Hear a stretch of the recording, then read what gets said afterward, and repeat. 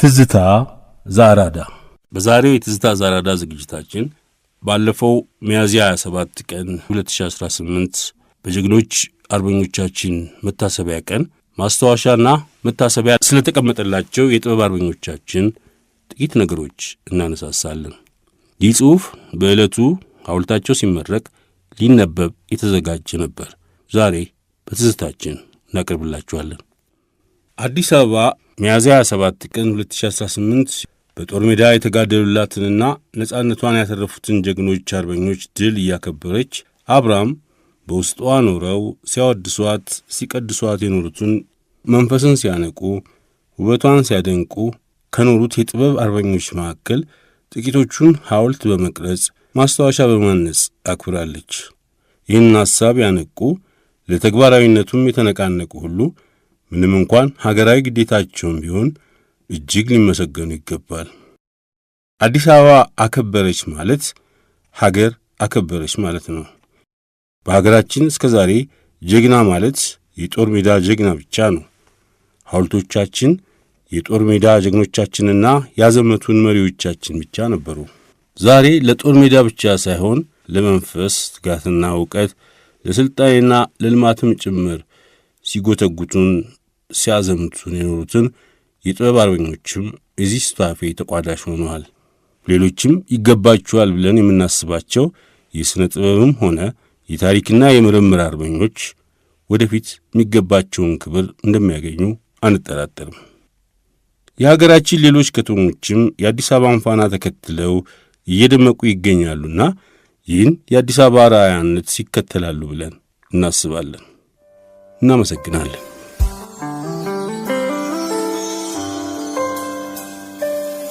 ጥላሁን ገሰሰ ቆሜ ልመርቅሽ። ጥላሁን ገሰሰ የኢትዮጵያ ሙዚቃ ምልክት ነው። በ20ኛው መቶ ክፍለ ዘመን ሁለተኛ አጋማሽ ውስጥ ጉዞን የጀመረው ድምፃዊ ወዲህ እንደ ትልቅ አዝያሚ፣ ወዲያ እንደ ዘመን ዜና መዋዕል ዘጋቢ በሀገራችን ታሪክ ውስጥ ሰፊ ስፍራ አለው።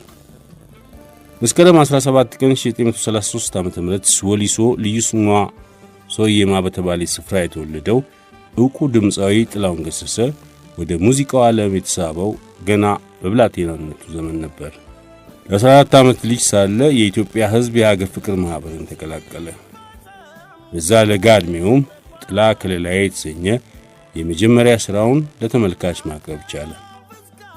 በሙዚቃ ታሪካችን ውስጥ ባለው አበርክቶ የኢትዮጵያ የመንፈስ ሙዚቃ የሚል ማዕረግ ከአድማጭ ሰጠው ጥላሁን ገሰሰ የሙያን ሀሁ ሀገር ፍቅር ቲያትር ቤቱ ላይ ይማር እንጂ በዛ የቆየው ግን ለአጭር ጊዜ ነበር። በ1948 ዓ.ም በኢትዮጵያ ቀዳሚ የሚባለውን ዘመናዊ የሙዚቃ ኦርኬስትራ ክቡር ዘበኛን ተቀላቀለ። ይህ ዘመን ለጥላሁን የልጅነት ሕልሙ ፍቺ መታየት የጀመረበት ሲሆን ለኢትዮጵያ ሙዚቃ ደግሞ አንድ ተወርዋሪ ኮከብ ከግማሽ ምዕተ ዓመት በላይ የሚቆይ ጉዞውን አሃዱ ያለበት ተደርጎ ይቆጠራል። ጥላሁን ከ400 በላይ ሙዚቃዎችን ለአድማጭ አድርሷል። ሕዝብ ሲበደል ድምፅ ሆኗል። ወገኑ ሲራብ የረሃብን ጉንፋን አብሮ ስሏል። ሉዓላዊነታችን ሲደፈር ጦር ሜዳ ዘምቷል። ጥላሁን ገሰሰ ሐሳቡን በነጻነት የመናገር መብት ማሳያም ነበር። ዕውቁ ድምፃዊ የወገኖችን ሐሳብ በድፍረት በአደባባይ በማቅረቡ በየሥርዓቱ በርካታ እንግልት ደርሶበታል። እንደ ተጫወተው ሙዚቃ ለእውነት እሞታለሁ ብሎ ብዙ ዋጋን ከፍሏል። በ1953 ዓ.ም በንጉሣዊ ሥርዓት ለስር ተዳርጓል። በቀጣይ ዓመታትም በቅኔያዊ ሥራዎቹ የተነሣ አስቸጋሪ የሳንሱር ውጣ ውረድን አልፏል። በወርሃዊ ሚያዝያ 2001 ዓ.ም ሕይወቱ ያለፈው የሙዚቃው ንጉሥ ጥላሁን ገሰሰ ከክብር ዘበኛ የሙዚቃ ኦርኬስትራ የሙያ አጋሮቹ በርካታ ድርሰቶችን ቢቀበልም እሱም ዘመን ማይሽራቸውን ዜማዎች የደረሰ ሁለገብ ከያኒ ነበር። እነዚህም ውስጥ ለውድ አገሩ ኢትዮጵያ ያዜመው በሻምበል አፈወርቅ ዮሐንስ የተደረሰው የጠላሽ ይጠላ የሙዚቃ ዜማ ድርሰቱ ይጠቀሳል። ጥላሁን ከዚህ ድርሰቱ በተጨማሪም እቱ ስምሽ ማን ነው፣ ምግብማ ሞልቷልና፣ ስሞት እንዳትረሽኝ የመሳሰሉ ዜማዎችንም ደርሷል። ብዙ ባይገፋበትም በሀገር ፍቅር ቲያትር ቤት መንገደ ሰማይን የመሰሉ ጥቂት ተውኔቶችን ለተመልካች አብቅቷል። በዚህና በአጠቃላይ በኢትዮጵያ ሙዚቃ እድገት ውስጥ ላበረከተው አስተዋጽኦም ከአንጋፋው አዲስ አበባ ዩኒቨርሲቲ የክብር ዶክትሬት ዲግሪ ተበርክቶለታል። ካረግንልሽ በላይ መሐሙድ አህመድ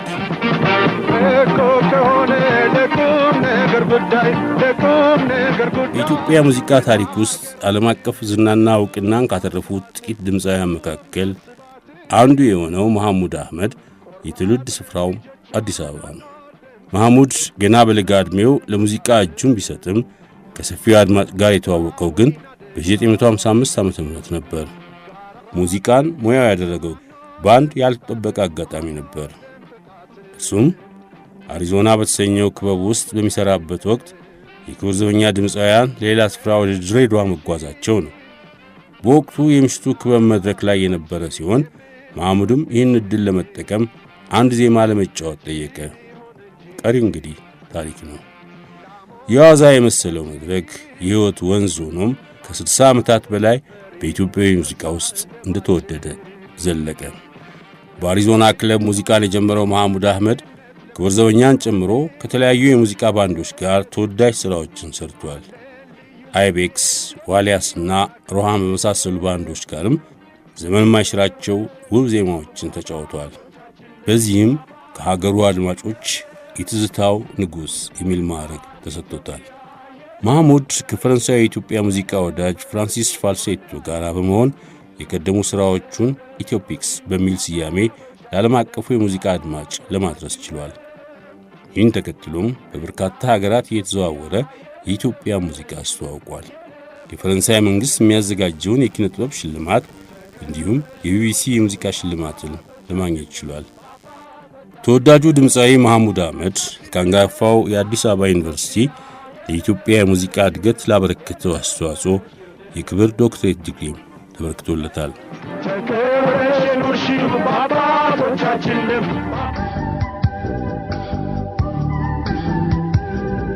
አሊ ቢራ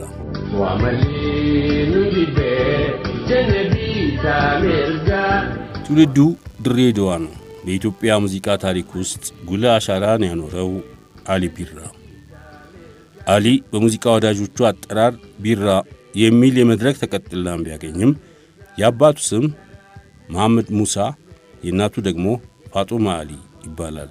አሊ የእናቱን አባት ስም ይውረስ እንጂ የእናቱን ፍቅር ያጣው ገና በልጅነቱ ነበረ። ወላጆቹ ፍቺ ሲፈጽሙ አባቱ እኔ ያሳድገዋለሁ ብለው አስቀሩት። ይሁንና የሚያገኙት ገቢ አይደለም ለልጃቸው ለራሳቸውን መላወሻ የሚሰጥ አልሆነም።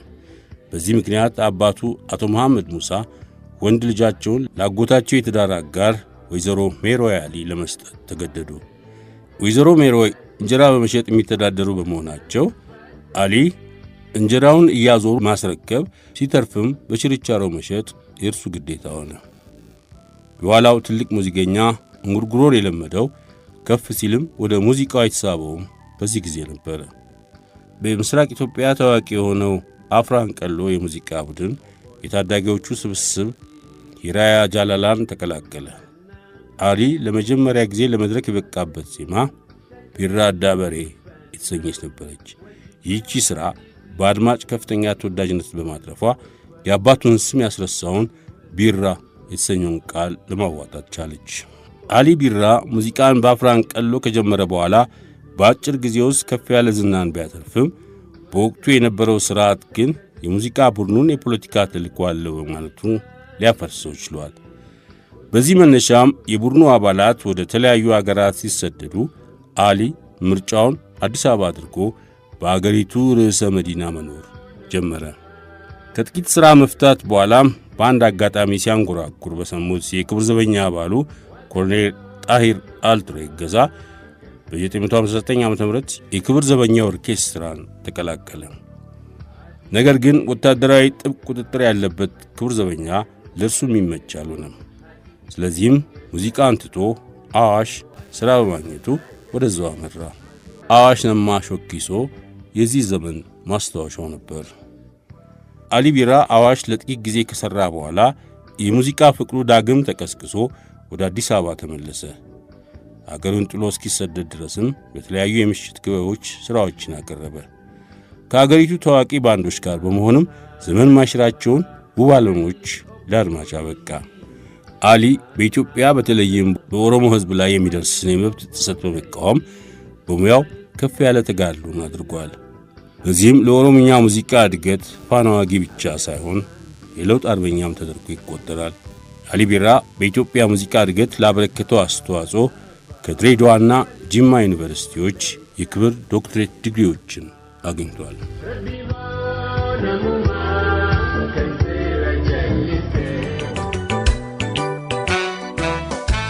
ሃጫሉ ሁንዴሳ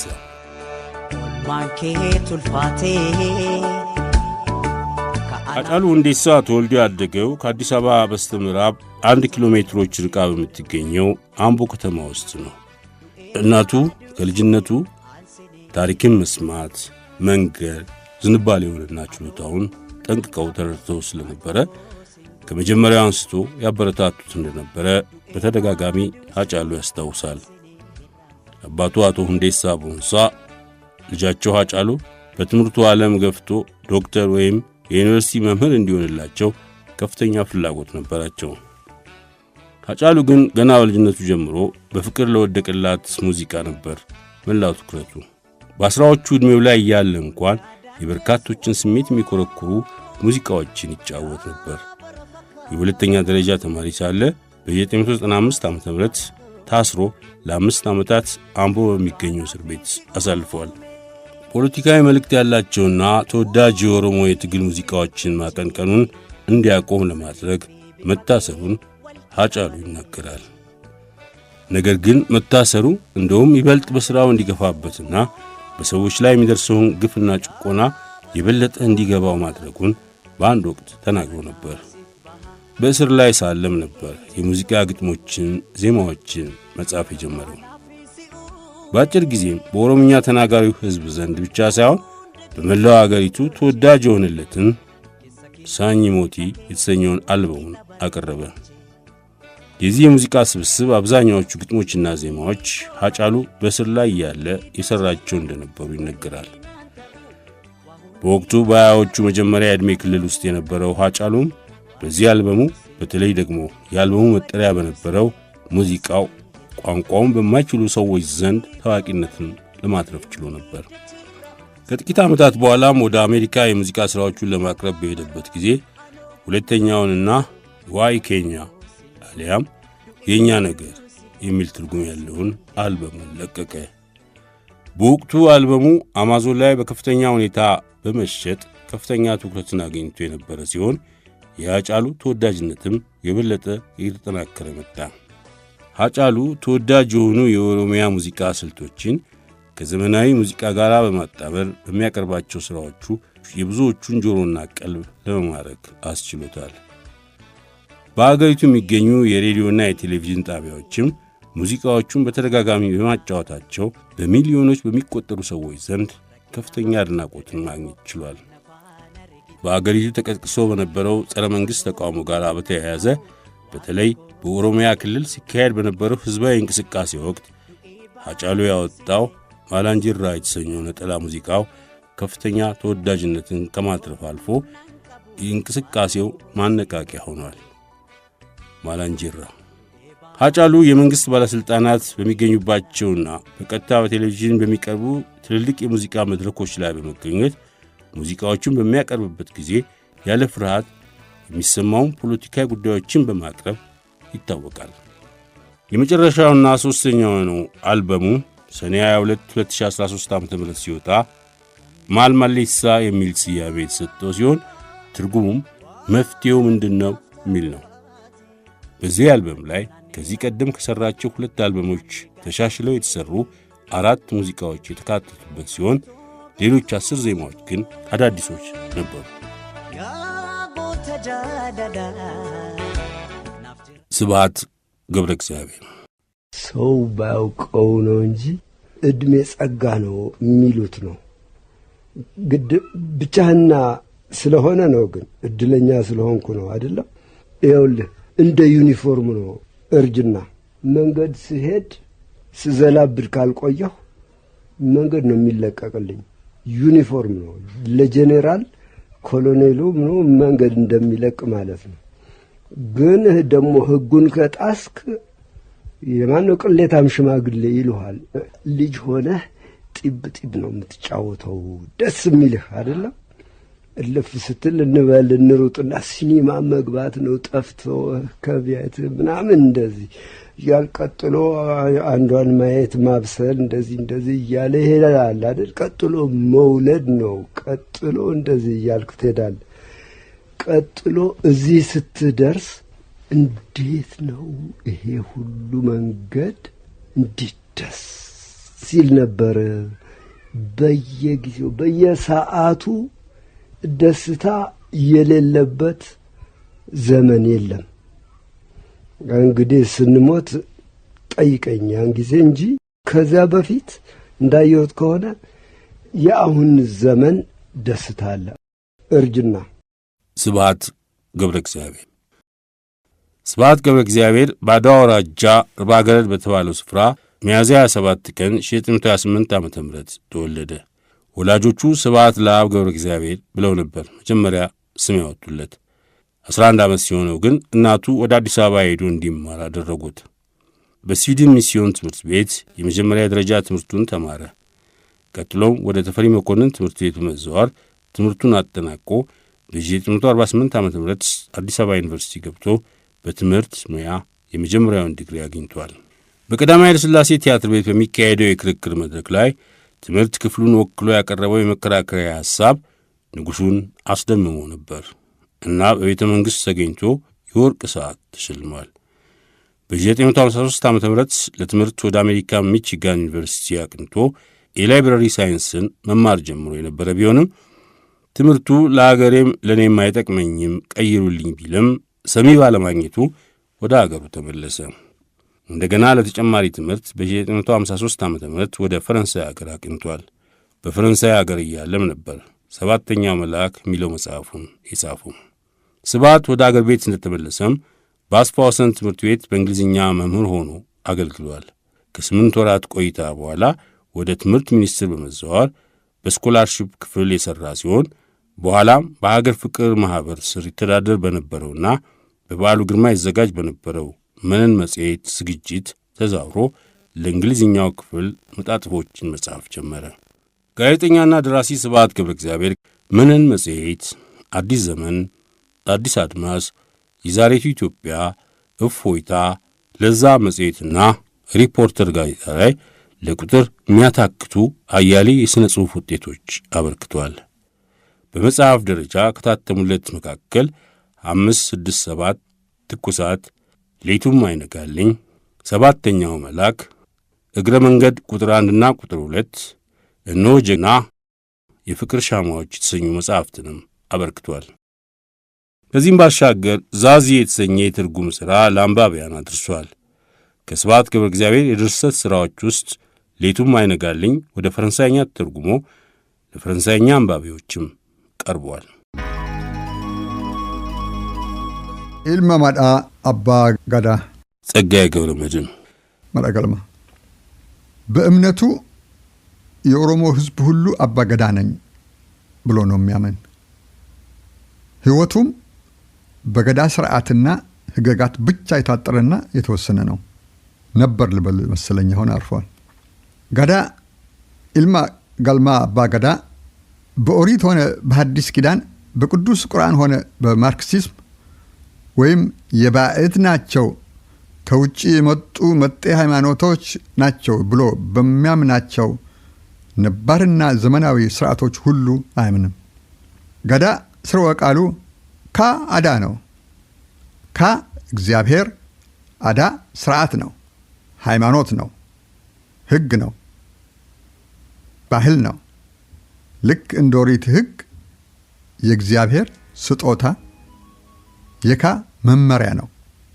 ካዳ ጥልቅ አሳቢ፣ ተመራማሪ፣ የተዋጣለት ባለቅኔ፣ ታላቅ የቲያትር ባለሙያ፣ የበርካታ ሥራዎች ባለቤት፣ በኢትዮጵያ የቲያትር ታሪክ ግንባር ቀደም ተጠቃሽ ሎሬት ጸጋዬ ገብረ መድኅን ጸጋዬ ገብረመድኅን ቦዳ ተብላ በምትታወቅ አምቦ ከተማ አካባቢ በምትገኝ ተራራማ ቦታ ነሐሴ 11 1928 ዓ.ም ተወለደ። በአምቦ ማዕረገ ሕይወት ቀዳማዊ ኃይለ ሥላሴ ትምህርት ቤት ከዚያም ዊንጌትና በአዲስ አበባ የንግድ ትምህርት ቤት ተምሯል። ጸጋዬ ገብረመድኅን ከቺካጎ ብላክስቶን የሕግ ትምህርት ቤትም በ1952 ዲግሪ አግኝቷል። በለንደን ከተማ በሮያል ኮርት ቲያትርና በፓሪስ ኮሜዲ ፍራንሲስ የቲያትር ትምህርት ተከታትሏል።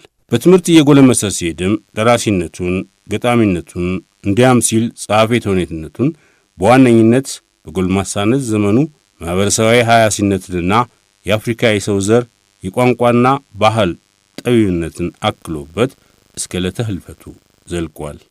ጸጋዬ ገብረመድኅን ከ1954 እስከ 1964 በብሔራዊ ቲያትር በአርቲስቲክ ዳይሬክተርነት አገልግሏል።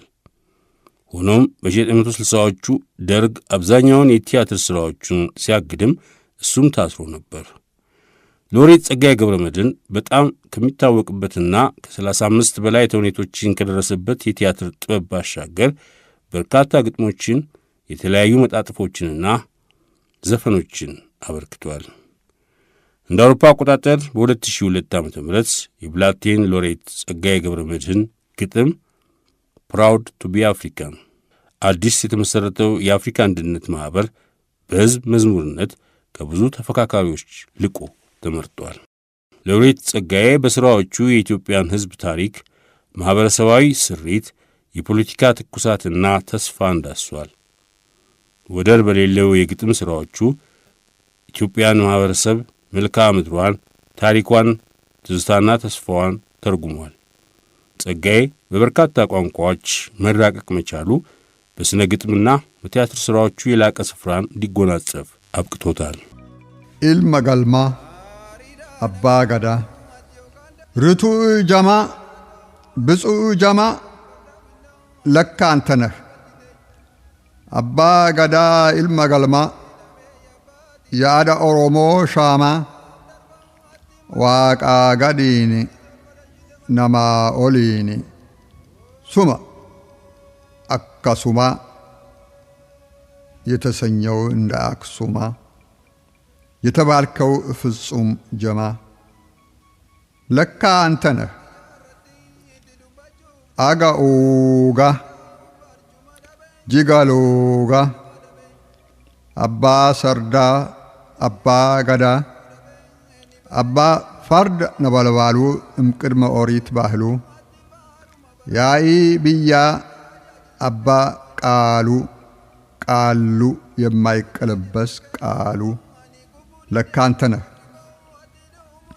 ሴርአት አርካ ኦ ገዳ የአድባሮ አርካ ያዴ እናቴ ያዴ ሴቴ ያዴ አቴቴ ያዴ እቴቴ ያቴ ሆራ የኩሽ ነዶ አባ ቦኩ አከሚዶ ባናትህ ፀሐይ ከለቻ የምትጠልቅ አንተ ብቻ የካም ኢደ ኢዶ ምድር ተነባቢ 10 ምስጢር አባ ወሮ አባ ወራ አባ ባሮ አባ በራ አባ ካሮ አባ ካራ የጅቡቲም ጀባ ጂሾ የማቅዲሾም ማቃዲሾ የነሙቴሳ ካምባልጣ እንደ ምዕራቡ ካምፓላ መነ ደላ አከማንደላ ማቀደላ አከማቀደላ የፉላኒ ካኖ ደላ የምትሰኝ የምታሰኝ የጎና ቤት አባ ወራ የላሊ ቤት ላሊ በራ የከረዩ አባ ከራ በጎፈሬህ ስሪት ላባ አዶ አዶዬ ውብ ቀዘባ አዳ የከለቻ ተሸላሚ የአዱ ግንባር ተቀዳሚ የአዲስ ዘመን መጻው አደይ አዳ አዱኛን እልል እሰይ የምታሰኝ የምትሰኝ አዱ አዱኛ አባ ቢሌ የአካኪሌ የአባ ቢሌ ለካ አንተ ነህ ጋዳ ገዳም የዓለም ሰላም ጋዳ ቢሊሱማ ሳቃ ፈካ ጉራቻ አካዋቃ የጻሕፍት አምላኩ አኒ ያለበሰህ ድርብ ካኒ የጥቁር ፈርዖን ልሳን የአዴ አዳ ፀሐይ ብርሃን የአዱሊስ አዱኛ ኪዳን አባ ገዳ አባ በዓል የቅድመ አክሱማዊት ቃል የአሰርቱ በሮች መሰላል የማለዳ ንጋት ጸዳል የኦሩስ ኦሪሳ ተምሳል ለካ አንተ ነህ አጋኦጋ ጂጋሎጋ